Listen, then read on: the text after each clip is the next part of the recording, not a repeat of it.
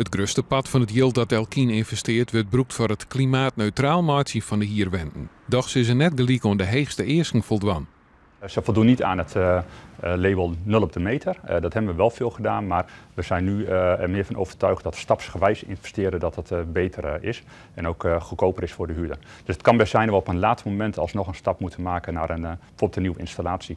Het heeft er ook mee te maken dat gemeentes in 2021 de warmtevisie moeten opleveren.